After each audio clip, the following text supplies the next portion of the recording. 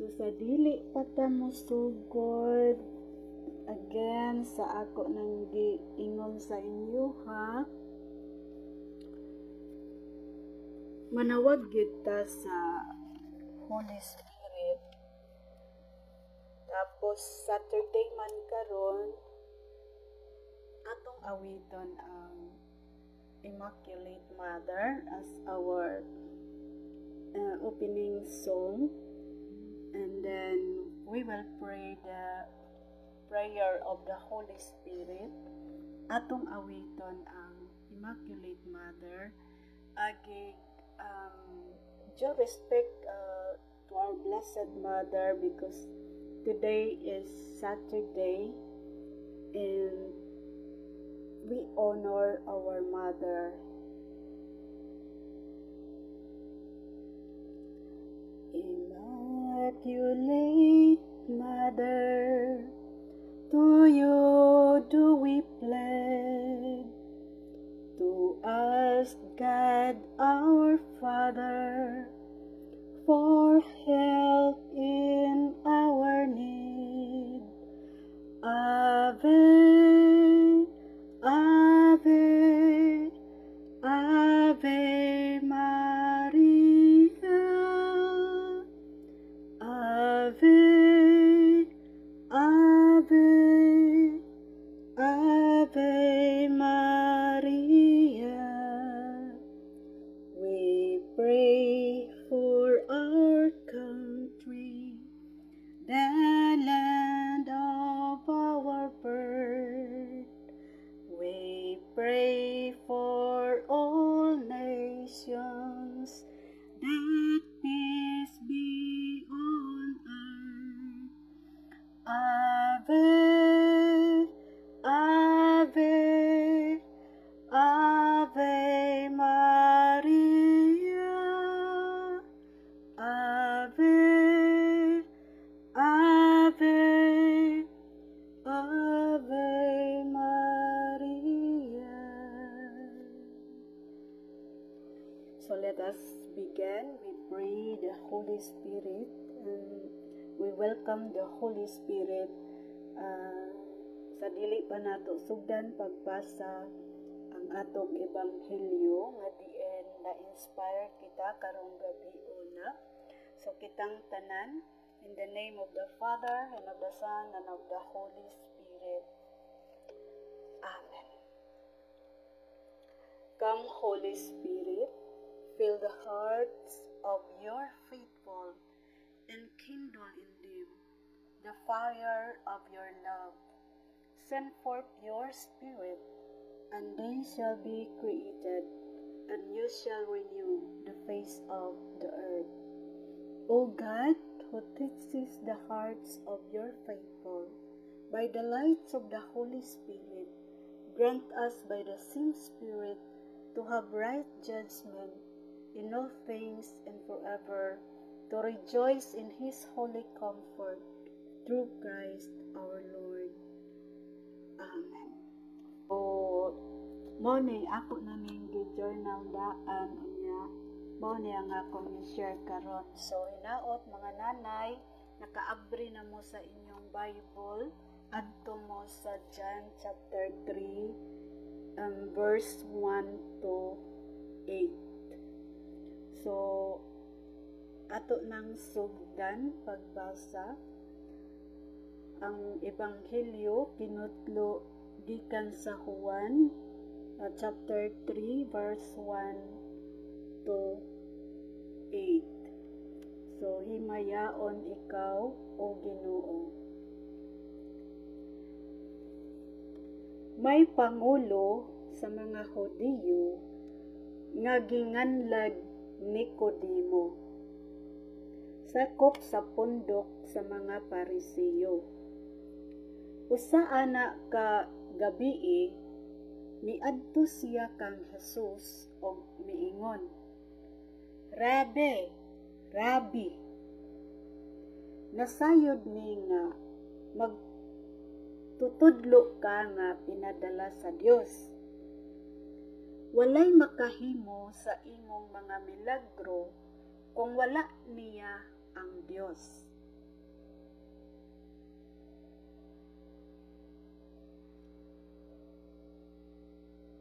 akong balikon ang verse 2. Usa ana ka gabii miadto siya kang Jesus ug miingon, Rabi, nasayod mi nga magtutudlo ka nga pinadala sa Dios.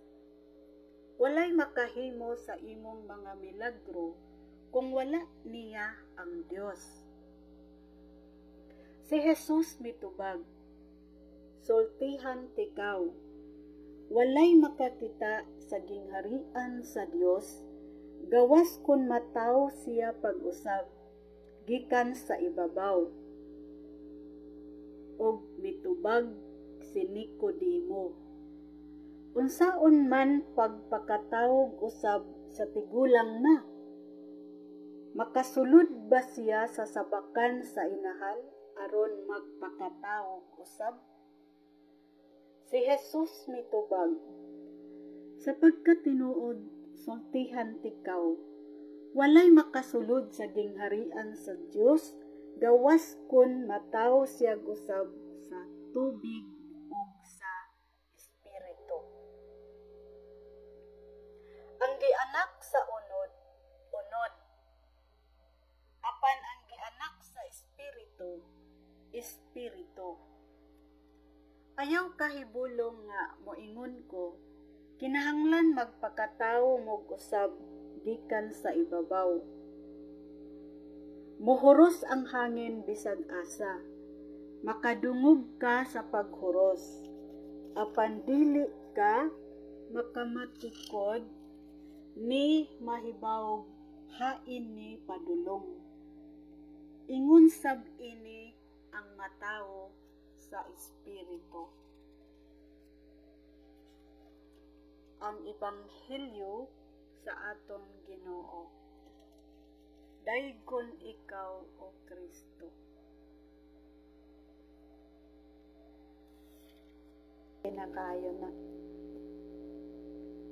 So what Jesus is telling me, unsa may giistorya ni Jesus, parte aning ebanghelyo nga kinutlo gikan sa Juan kapitulo 3 bersikulo 1 ngadto sa 8. Ingon si Jesus, ang kalinaw maanaa kanimo Bing.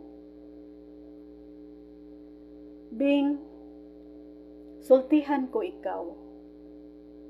Karon adlawa gipanalanginan ko na ikaw. Kay mituo man ikaw sa akong pagtulon-an. So mao nang giingon ni Jesus.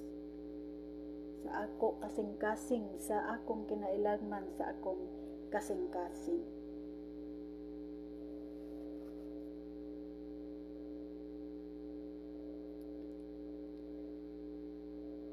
Nasayod ako Bing nga mituo ikaw nga ako pinadala sa amahan, ug ang amahan ani kanako, kay walay bisan kinsa nga makakita sa gingharian sa amahan gawas kun mataw siya pag-usab.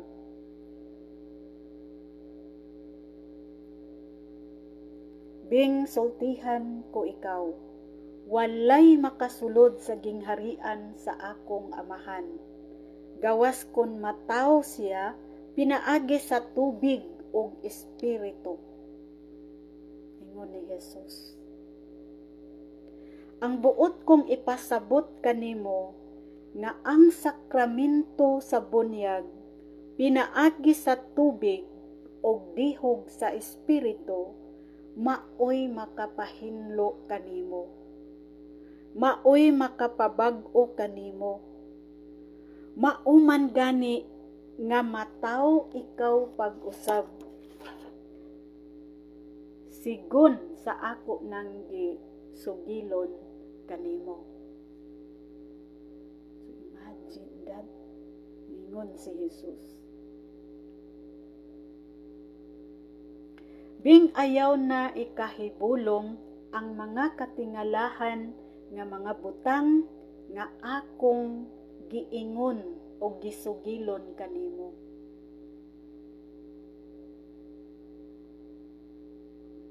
Kay ikaw nga gianak sa tao, tao usab. Ug ang gianak sa espiritu, espiritu usab. So ako sa putlon, espiritu, si Jesus na tao gikan sa espiritu. Espiritu nga mikonsad ngadto sa Birheng Maria. So siya mismo ang nagistorya nga ang gianak sa espiritu, espiritu usab. So mauna ang nagpabilin sa ato karon kasing-kasing, ang nagpuyo sa atong kasing-kasing, ang espiritu ni Jesus. Mipadayon si Jesus sa pag-ingon, pasabton ko ikaw, ako na tao pinaagi sa espiritu, diha sa sabakan sa akong inahan, nga mituman sa kabubuton sa akong amahan. Ang akong pagkatao, usa ka kahibulungang sugilanon, kay ang akong amahan, maoy labing gamhanan, ug siya ania sulod kanako. Ingon ni Jesus. Ang amahan, ako lang balikon. Ingon niya, ang amahan, ania sulod kanako. Si Jesus mismo ang mingingon. May padayon si Jesus. Tan-awa ragud ang hangin. Mohoros siya bisan asa kini mo padulong. Tiduod. Madungog nimo ang mga paghuros. Apan wala nimo mahibal-i, diin siya gikan ug asa mo paingon. Ang hangin nibot niya pasabot. Madungog nimo ang paghuros sa hangin, apan wala nimo hibal-i, diin siya gikan ug asa siya paingon. Sama niini ang tao nga mianhi pinaagi sa espiritu.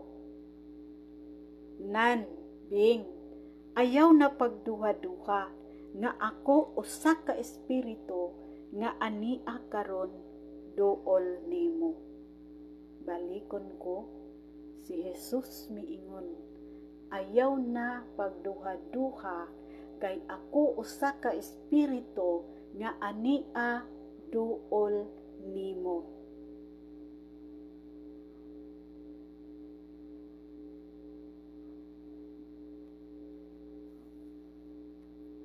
So niingon si Jesus, ako kini namulong diha sa imong kahiladman. Jesus. So ang meditation is usa gayud pagpamati sa pulong sa Ginoo. Dinhi siya sa ato kasing-kasing mo istorya. Kay nasayod man ang Ginoo sa presente nato nga nahitabo sa atong kinabuhi. So kung kita magduha-duha sa pagtuo kaniya, mo na musulti siya nga ayaw na pagduha-duha. Tuuhin na ako. So, ana conversation, spiritual conversation with our Lord Jesus Christ. Sa dili pa na ako i-share ang atong prayer, akong tubag prayer. Nindot kaayo nga matag adlaw makig istoryata sa Ginoo. Ganang kadyot lang. Ang gipangayo is only 30 minutes. 30 minutes conversation with the Lord. Ang Ginoo mo istorya nato sa atong kasing-kasing pinaagi sa iyang pulong nga atong mapamalandungan. Kung asa ta dapit gi-inspire sa Espiritu Santo. Pareha sa ako na inspired ko pag-share aning John 3 verse 1 to 8. So, pinaagi sa iyang pulong nakigistorya ang Ginoo nato. Unya mobase sa atong presente nga mga kasinatian sa atong kinabuhi. Kay aron dunay epekto ang pulong sa Dios dinhi sa atoa. So usa kini ka pakigsuod sa atong Dios, pakigsuod sa atong Ginoo, ang personal nga conversation between sa iyaha o sa atong kahiladman. Kay kining pag-journal nato, naghilom raman ta ani, ang ato rang huna-huna og kasing-kasing ang atong gipadiktar sa atong pagsulat. So ug unsa tong sulod sa atong huna-huna og kasing-kasing, atong gituuhan nga gikan gyud kadto ni Jesus. Kay gipaklaro gyud niya dinhi sa Juan chapter 3 nga siya mao ang Espiritu. Ang gianak sa Espiritu, Espiritu usab.